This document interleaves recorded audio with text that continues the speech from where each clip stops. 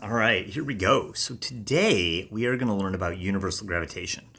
This is a really challenging section. This whole chapter is one that students really struggle with. So I implore you to watch this video carefully, pause it, write down questions as you're watching it, maybe take a break a little bit of the way through. I wish I could make this one shorter, but it is a big concept with a lot of new ideas. And unfortunately in honors, a lot of times we don't get to this, just depending on pacing, etc. So this is new, all right, for a lot of you. Okay, so here we go. So we are going to learn today in this first video about what is called universal gravitation, all right? So I think we know, right? Like if I hold this pen up and drop it, gravity pulls it down, right?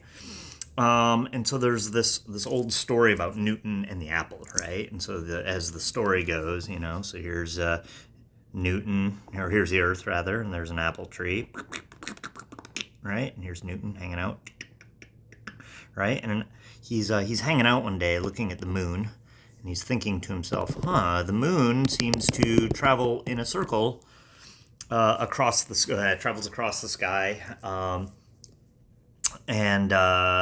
So he's thinking about it, like, what's going on? Why does that happen, right? And as the story goes, an apple, kaplunk, fell out of the tree and bonked him on the head because of gravity, right? And that he had this, supposedly had this moment, eureka, haha! The reason that the moon, keeps going around the Earth is because of gravity, right?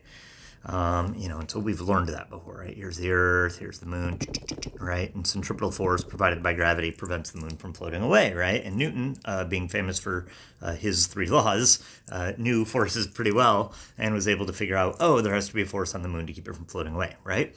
So then he went further and had this sort of realization that, maybe there's nothing special about the Earth.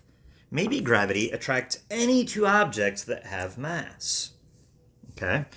And the reason that we're so conscious of the Earth's gravitational force is simply because the Earth has so much mass, okay? And it turns out that that's essentially the case. Now, since the days of Newton, we've come up with some slightly more accurate and different ways of thinking about gravity. But to this day, Newton's equation for gravitation is very accurate, okay? So on the list here, or on the notes here, there's some other stuff. I don't know that any of this stuff is super important other than what I've already told you. I'm just going to kind of skip through that slide. I don't love that one. I almost deleted it. Kind of wish I had. All right, so here's what Newton discovered. Whoosh. He discovered that the magnitude of the gravitational force between any two objects of mass is given by this equation right here. Force of gravity. Here's how I usually write it. Force of gravity is equal to capital G, which is a universal gravitation constant. It's this magic number like Avogadro's number or pi, right?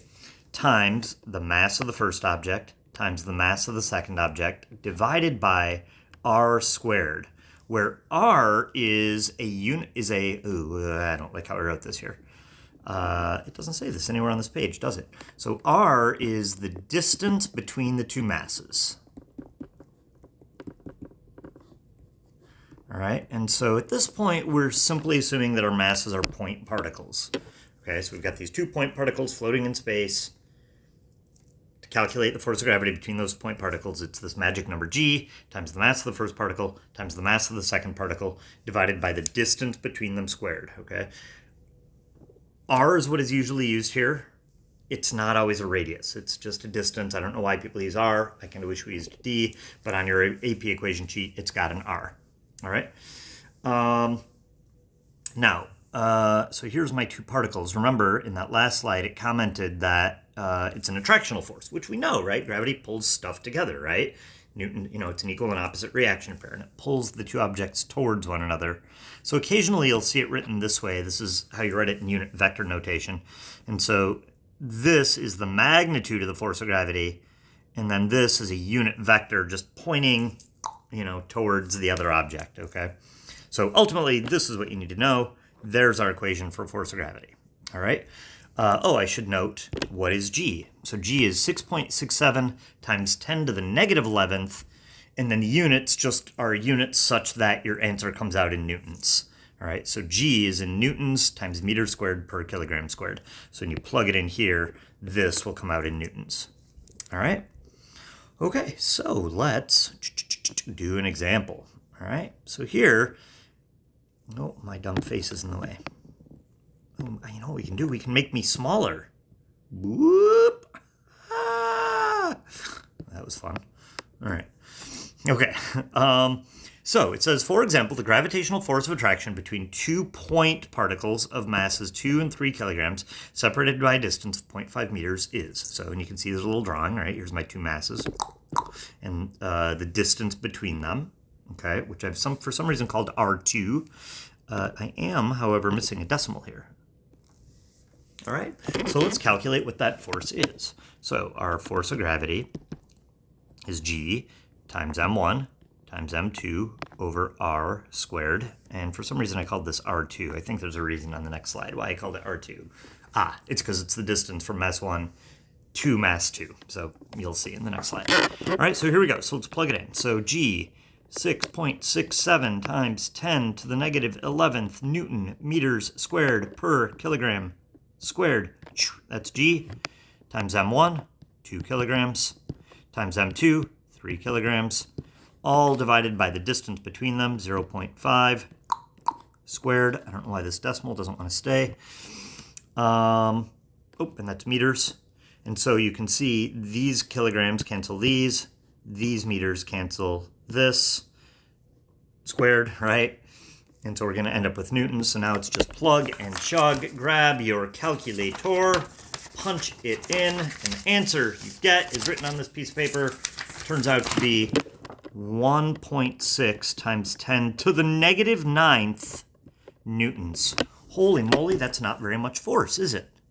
That's because neither of those forces is very big. In order to have an appreciable force of gravity, one of your objects has to have a really significant mass.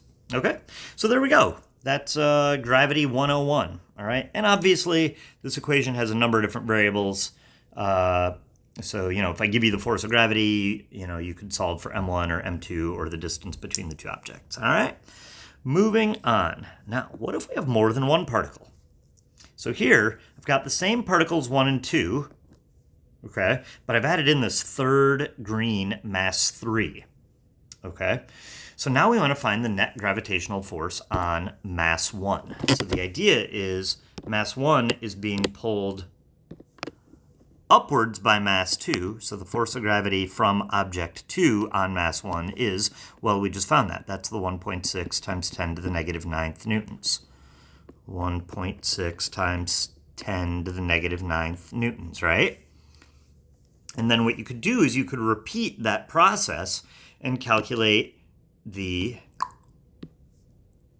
force of gravitational attraction between these guys, right? Just using that same equation, all right? And if you do that, you get no, you don't.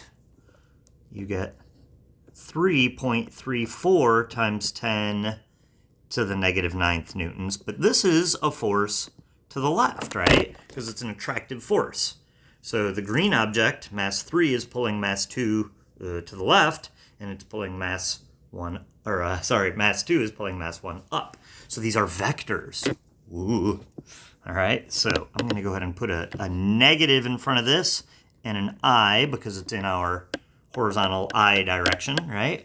Whereas the force of gravity from the other guy is a J because it's pulling up, right? So then your net force you would have to find by making a vector triangle, all right? So let's go ahead and do that. So here's the force of gravity from particle 3. It is 3.34 times 10 to the negative 9th newtons. And then we've got kabam.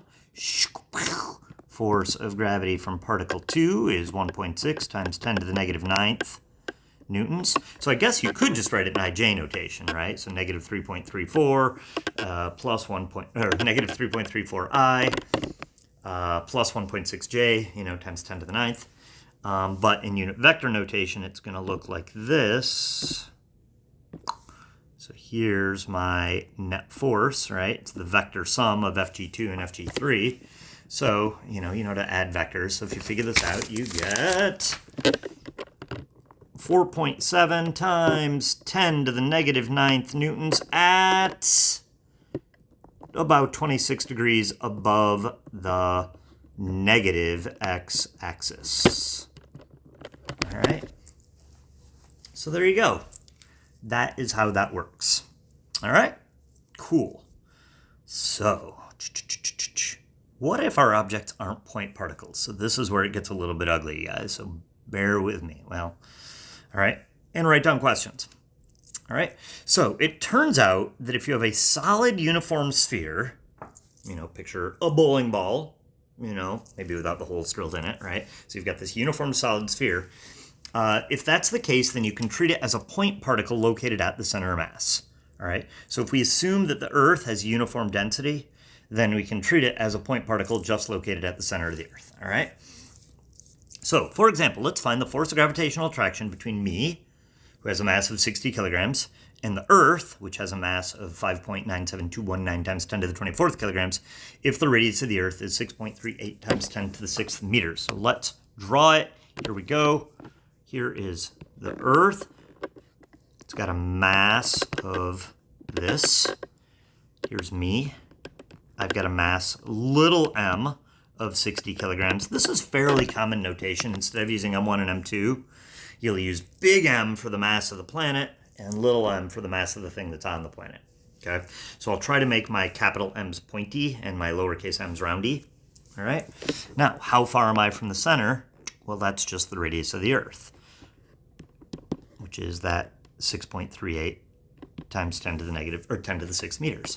So the force of gravity is G times the mass of the big object times the mass of the little object over r squared. So 6.67 times 10 to the negative 11th. I'm going to skip my units.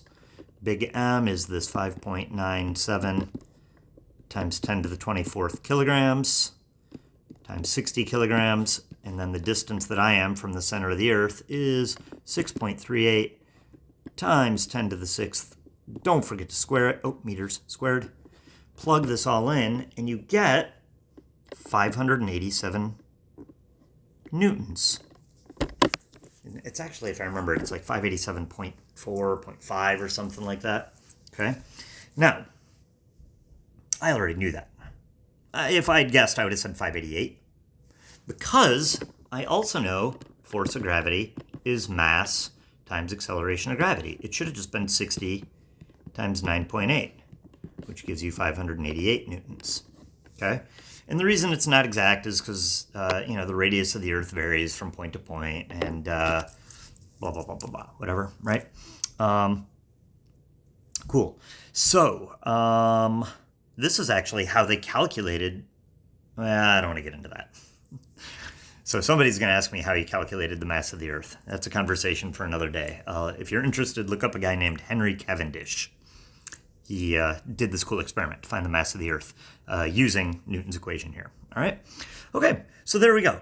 All right, now, one other thing that's probably worth noting, and I illustrate it again later on in the video, but notice this means I can work backwards, right? Because my acceleration of gravity is the force of gravity over little mass.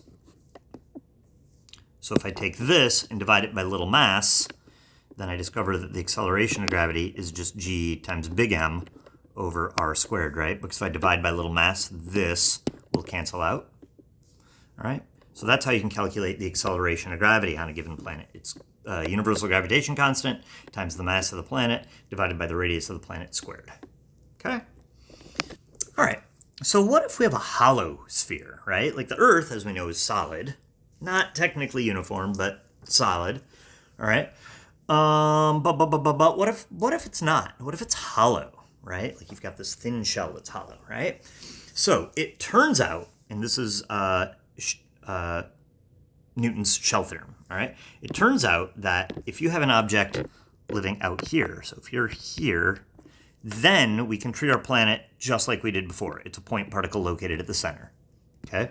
If the object is outside the hollow sphere, then you treat it the same as you do a hollow sphere, okay? But what if you live inside that hollow sphere? So here's me living inside a hollow sphere. So it turns out in that scenario, the force of gravity on me due to the hollow planet is actually 0. Okay? It's 0. So why is that true? Well, the proof is actually relatively complicated, but let me show you kind of a simple, or as simple as I can get, intuitive explanation, all right? So here's me floating inside this little sphere, right? So what I'm going to do is I'm going to go ahead and I'm going to draw a little line, sort of a horizontal line, right? So I just divided my planet into 2 chunks. There's this little top chunk up here, and then the big chunk at the bottom, all right? And so the idea is the big chunk, or the little chunk above me, is pulling me up, right, with some amount of force, okay? It's not that much mass, but I'm really close to it, right? Or at least closer to it. And so that's going to pull me up with some amount of force. Below me, I have more mass, or below me, there is more mass below me, you know, down here, but it's farther away. And it turns out that that force pulling me this direction completely cancels out. And then going left and right, it's symmetrical. So the net force that way is 0. Okay? So, long story short, anytime you're inside a hollow sphere, the net force of gravity on you due to that hollow sphere is going to be 0. Okay? So, that is super important because it allows us to find the last possible option we've got, right? So, we've got outside a hollow sphere and outside a solid sphere, and we've got inside a hollow sphere. But what if you lived inside a solid sphere? I don't like this. I don't like any of this. All right. So what if you lived inside a uniform solid sphere? All right. So you're like worried about war, right? And you're like, I am going to live inside of the Earth, and I'm going to live right here. All right. So what we need to do is we need to come up with an equation to calculate the force of gravity that's acting on you. All right. Now, does it make some sense? I don't know why I'm asking, because you can't answer me. This is a video. If you live at the very center, then the force of gravity is going to be 0, right? Because you're going to have gravity pulling you up and pulling you down, and left and right, and everything cancels out, right? But what if you're living here? All right. So I am going to do a derivation here. You need to know this derivation. Like, you should memorize it, okay? Practice it. Ask me questions about it in class, okay? So what if you lived inside this uniform solid sphere? What's the force of gravity? All right, so here's what we're going to do. We're going to make your mass little m. We're going to call the mass of the planet big M. All right? The radius of the planet is going to be big R. And the distance that you are from the center of the planet is going to be little r. Okay? So here is the trick to this. I think I'm going to... let's get rid of me. I'm going to be kind of in the way here. So, okay. So, what we're going to do is we're going to split our solid sphere into 2 chunks. I'm going to make a little dotted line that looks like this. Okay?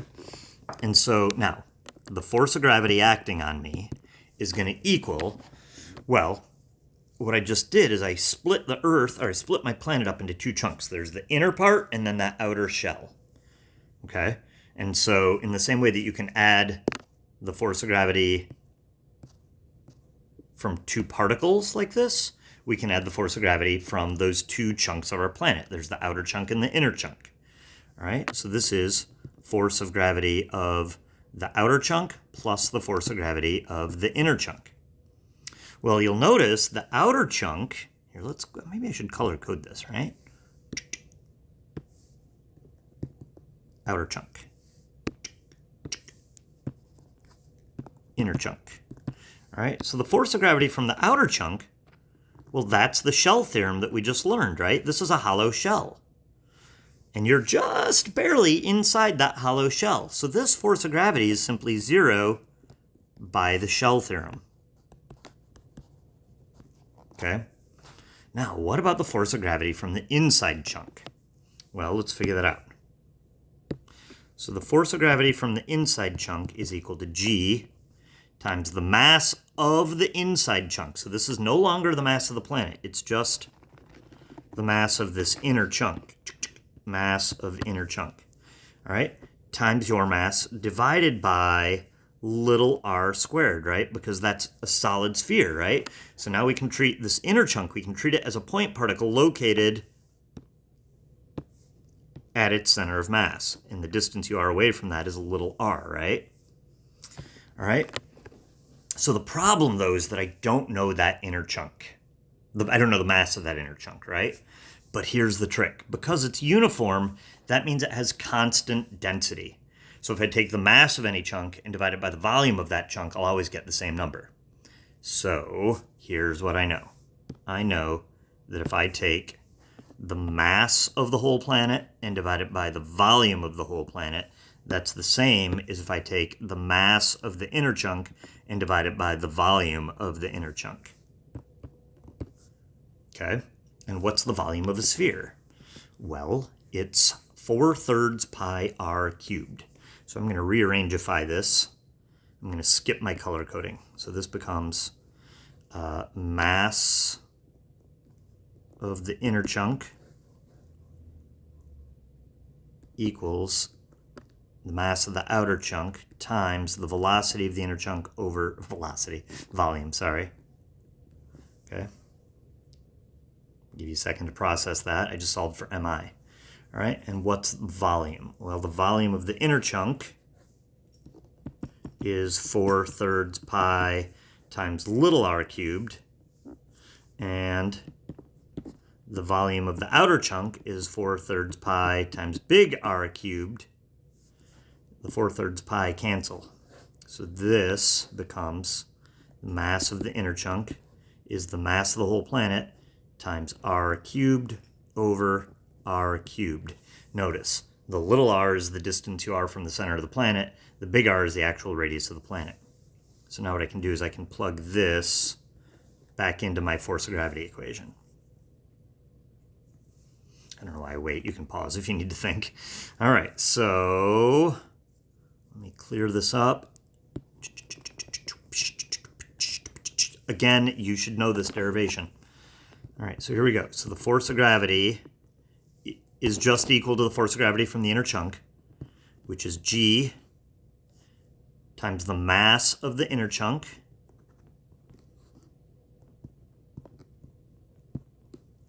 times your mass over little r squared, right? So to be clear, this, I wanted that to be a different color. This came from here. And this is here. And then mg and r squared. Okay? So what happens? Let's see, the r squareds cancel. And so what you end up getting then is, I'm going to change colors for no good reason. The force of gravity then is G times big M times little m times r over big R cubed. And here's how I usually write it, simply because I think it's easier to remember this way.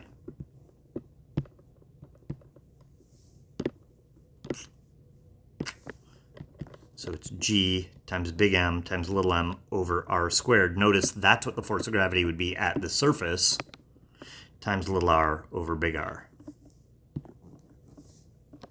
Okay? So the force, if you are inside the planet, the force of gravity acting on you is equal to the force of gravity on the surface times this ratio. So like if you're halfway from the center, then you'll have half the weight. If you're 3/4 of the way from the center, then you'll have 3/4 of the weight. Okay? Oh no! Sorry. Just getting used to this tablet. It's new. New to me. All right, so let's summarize all this information. All right, so here's what we've got. So there are 4 possibilities. You can have a planet that is a solid sphere or a planet that's a hollow sphere. In either case, the radius of our planet is going to be r. Okay? And then, so this is the planet. And then this is where you live. You can live outside the planet or inside the planet. Okay? So, if you live outside the planet, then the force of gravity is G times the mass of the planet times your mass over little r squared, where r is the distance that you are from the center of the planet. R equals distance from center of planet. And big R is the radius of the planet. Okay? Now, if it's a hollow sphere and you live outside it, then it's the exact same equation. What if you live inside the planet? Well, if you live inside a hollow sphere, then it's 0. Okay? If you live inside a solid sphere, then your force of gravity is g times the mass of the planet times your mass divided by big R squared, radius of the planet, times little r over big R. All right? So, there you go. And again, to be clear, you should be able to derive this equation just like I did here. Okay? All right. Okay, so this last result here, this equation that I came up with here, actually gives us a really cool result that's going to be super important later on and in the simple harmonic motion chapter. All right, so I don't know why I wrote it as a vector equation. Here's what I want you to notice about this. So that equation, force of gravity, is g times the mass of the planet times your mass divided by r squared times little r over big R. I'm going to combine the r's, the big R's. So you get g, big M, little m over big R cubed times little r. Well, notice this whole thing is a constant, right? And this is a distance. So what we're doing is we're saying Fg is equal to some constant k times r. And notice that the distance, the r, is measured from the center up, and the force is down. So they're in opposite directions.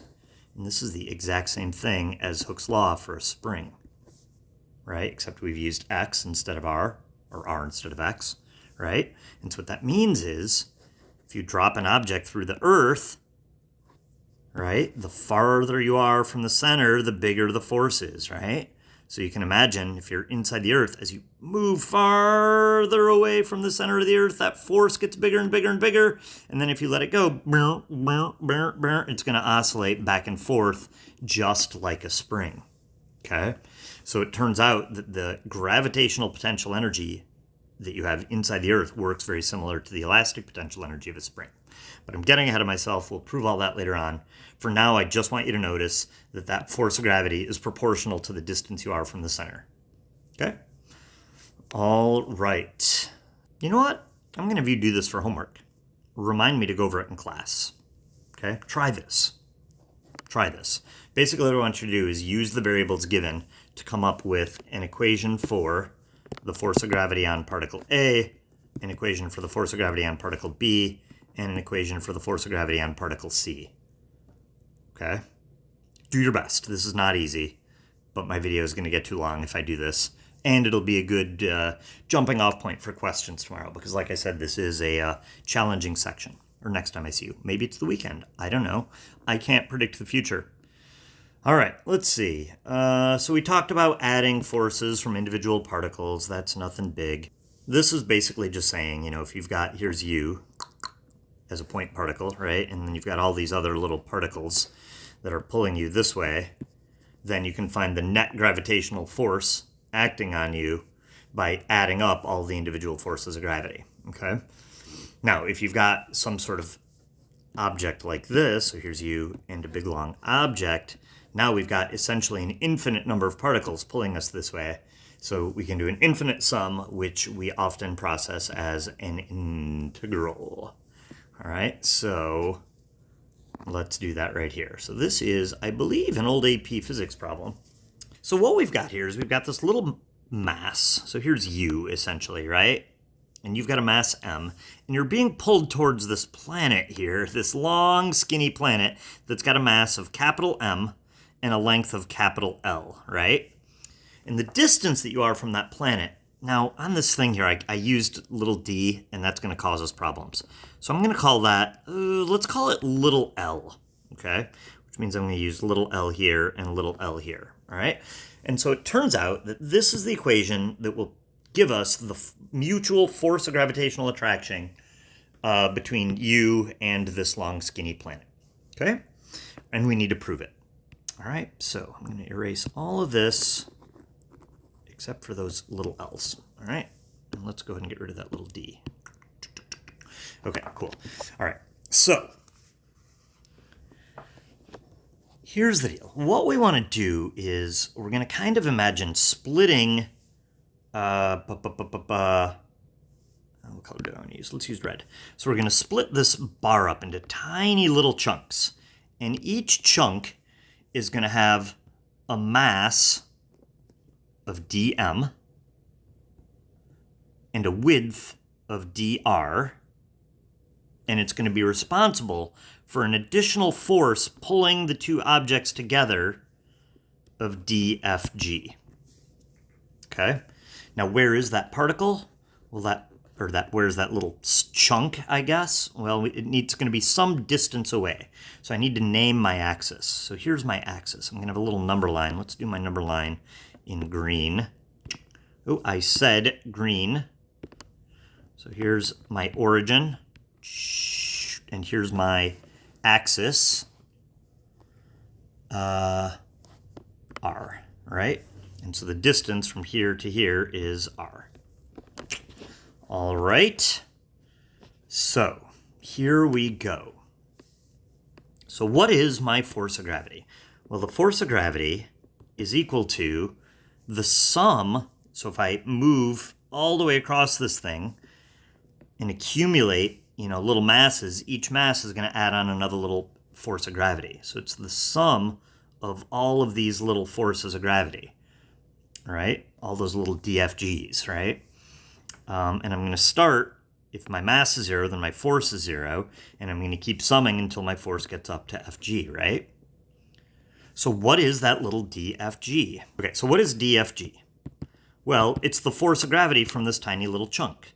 So it's universal gravitation constant G times your mass, right? The mass of this little particle over here, times this mass, dm, over the distance between them, which is r squared, right? Okay. So my integral is now the integral of this mass, g little m dm over r squared. But now I'm not adding up little chunks of gravity, I'm adding up little chunks of mass. So I'm going to add, my mass is going to go from 0 to big M. Okay? So now, what is dm? So here's what I know. So I need to, just like we did when we did center of mass and deriving rotational inertias, what I got to do is this. I got to go, all right, well, I know that the mass of the whole rod divided by the length of the whole rod, because it's uniform, that's the same as if I take the mass of the little chunk divided by the length of the little chunk, which means that dm is the same as m over L, big M over big L, dr.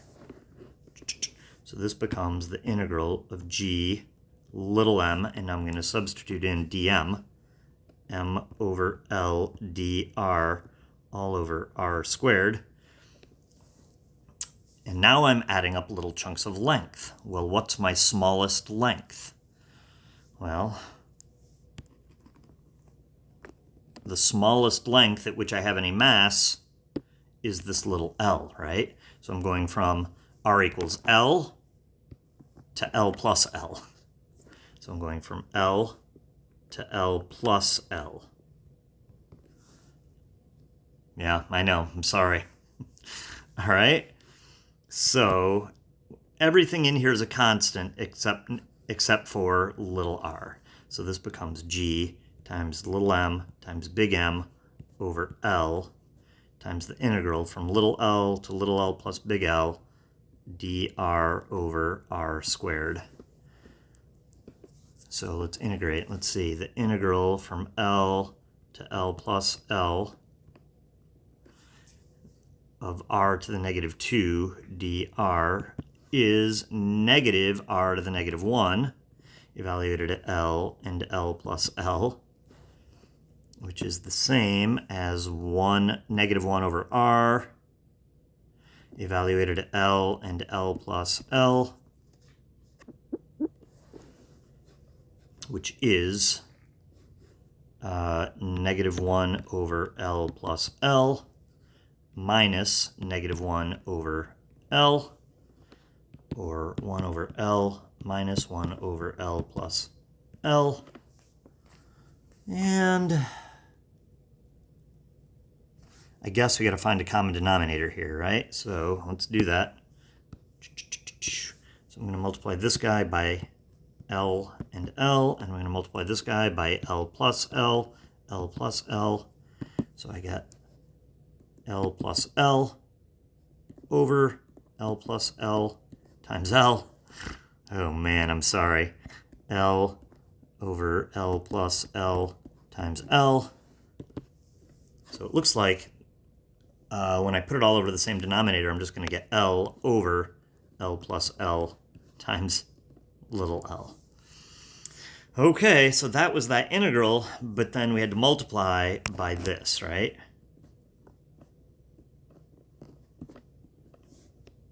And the L's cancel, and you get G big M little m over L plus L times little l, which is what we were trying to get at the beginning. Oof. That was rough, and I'm sorry. All right?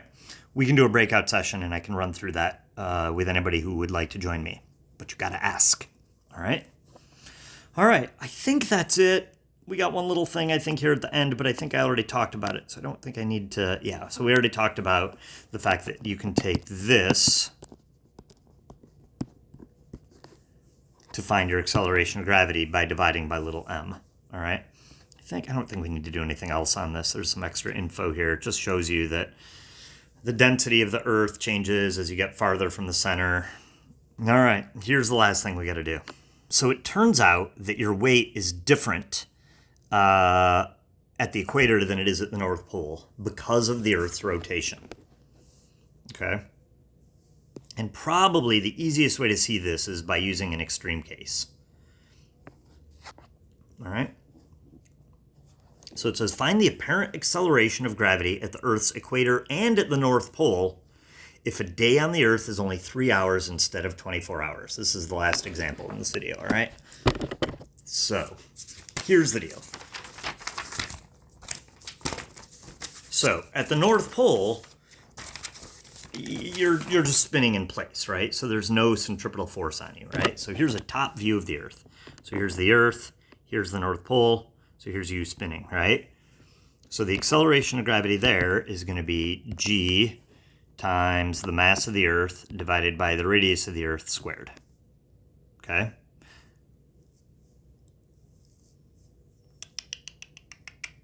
And so if you figure that out, it gives you 9.8 meters per second squared. Okay? And since your centripetal acceleration there is 0, then the apparent acceleration of gravity. So what do I mean when I say the apparent acceleration of gravity? The apparent acceleration of gravity is when I drop a thing, how quickly does it accelerate towards the surface of the Earth? Okay? So the idea is this acceleration here is the sum of these two guys. All right? Now, so here's the weirdness. What if you're at the equator? What if you're at the equator? So here we are at the equator. Here's my dude, right? And so the Earth is going to spin around once every 3 hours. So the Earth is spinning really fast, right? So think about that. Does it make sense that if the Earth is spinning so fast, eventually you'd get flung off of the Earth, right? Like a car going around a racetrack too quickly, right? Or if you spin Buzzy the Bee fast enough, eventually the rope is going to break, right? Because it can only apply so much force. Well, our force of gravity can only apply so much force, right? There's a rate where the Earth could spin so fast that you would essentially be weightless, and then if it spun faster than that, you would kind of spin off of the Earth, right? All right, so here we go. So let's do this. So the first thing I'm going to do is I'm going to convert my period into seconds. So the period is 3 hours. If you multiply that by 3,600, it gives you 10,800 seconds. right? Which means the velocity at the equator, your velocity as you go around the circle here at the equator is 2 pi times the radius of the Earth over t. So that's 2 times pi times 6.38 times 10 to the 6th meters divided by 10,800 seconds, and it gives you 3,712 meters a second. Okay, which means that your centripetal acceleration is v squared over r, so 3,712 meters a second squared divided by the radius gives you 2.2 meters per second squared. Your centripetal acceleration, because the Earth is spinning, the centripetal acceleration is 2.2 meters per second squared. But what produces that? Gravity does, right? So gravity is actually doing two things. Okay, so the total acceleration produced by gravity is 9.8 meters per second squared, right?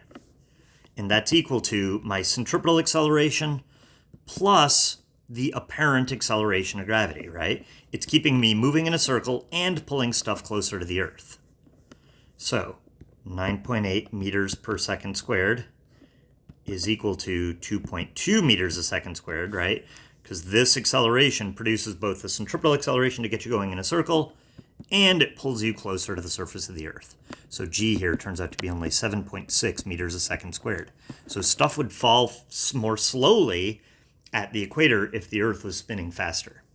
But the issue is because the Earth spins once every 24 hours instead of every 3 hours, this centripetal acceleration ends up being very, very small.